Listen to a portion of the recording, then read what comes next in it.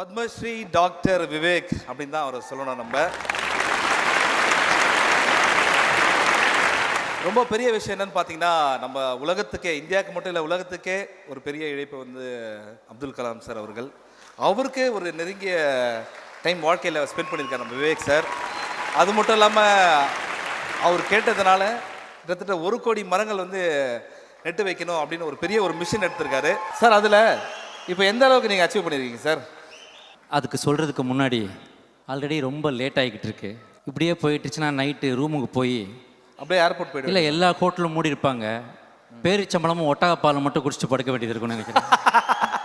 இங்கே அவார்டு வாங்குறவங்களும் நிறைய பேசுகிறாங்க, அவார்டு கொடுக்குறவங்களும் நிறைய பேசுகிறாங்க. பாவம் ஆடியன்ஸ் அப்படியே உட்காந்துருக்குறாங்க. உண்மையில் லைஃப் டைம் அச்சீவ்மெண்ட் அவார்டுன்னு இன்றைக்கி ஒன்று கொடுக்கணும்னா அதை நம்ம ஆடியன்ஸுக்கு தான் கொடுக்கணும். நம்ம சினிமாவில் தமிழ்நாட்டுக்கு ஒரு சூப்பர் ஸ்டார், கர்நாடகாவுக்கு ஒரு சூப்பர் ஸ்டார், ஆந்திராவுக்கு ஒரு சூப்பர் ஸ்டார், வட இந்தியாவுக்கு ஒரு சூப்பர் ஸ்டார்னு இருக்காங்க. ஆனால் டோட்டல் இந்தியாவில் உள்ள மாணவர்களுக்கும் இளைஞர்களுக்கும் ஒரே ஒரு சூப்பர் ஸ்டார் உண்டன்றா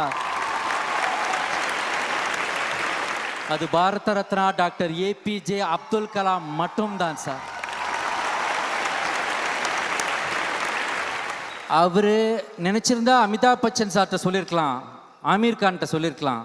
ஆனால் தமிழ்நாட்டில் விவேக்கை கூப்பிட்டு திரைப்படங்களில் மரம் நடுவதை பற்றி சொல்லுங்கள், தமிழ்நாட்டில் மரம் நடுவதை ஒரு இயக்கமாக கொண்டு வாருங்கள், this is against global warming, do that, and he has given that task to me.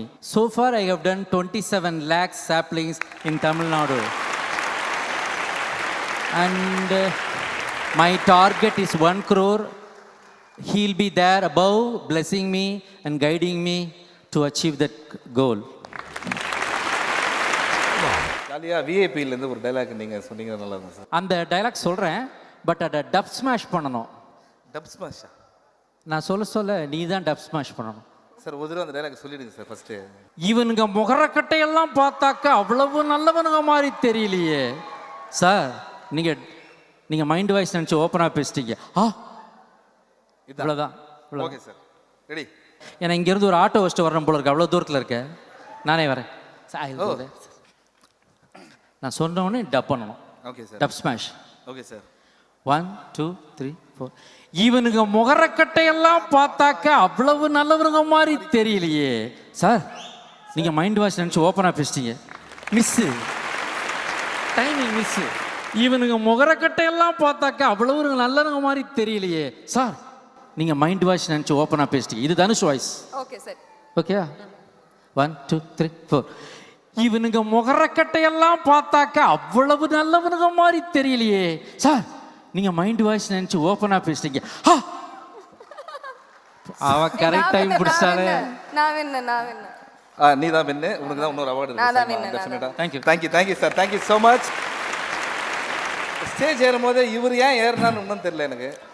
நீ எங்கே வர்ற? பாத்ரூம் அந்த சைடு இருக்குப்பா சார். நான் ஒரு அவார்டு வாங்கி போலான்னு வந்தேன் சார். அவார்டா? உனக்கா? இதெல்லாம் கருவாடா வர்றவனுக்கெல்லாம் எடுத்து கொடுக்கறதுக்கு அவார்டுப்பா. இதெல்லாம் கஷ்டப்பட்டு நடித்து உழைச்சி மக்கள் அபிமானத்தில் வாங்க வேண்டியது. ஏதாவது மிச்சம் மீதி இருக்கும் வாங்கி போகிறேன் சார். மிச்ச மீதி கொடுக்கறதுக்கு இதெல்லாம் மிச்சராப்பா, அவார்டுப்பா. சரிங்க சார். போகிறதுக்கு முன்னாடி சைமாவை பற்றி ஒன்று சொல்லுங்க சார். சைமாவை பற்றி நான் என்ன சொல்கிறது? இந்த அவார்டு பற்றி ஒன்று சொல்லுங்களேன். பஞ்ச் லைன் மாதிரி. பஞ்ச் லைன் மாதிரி சொல்லுங்கள்.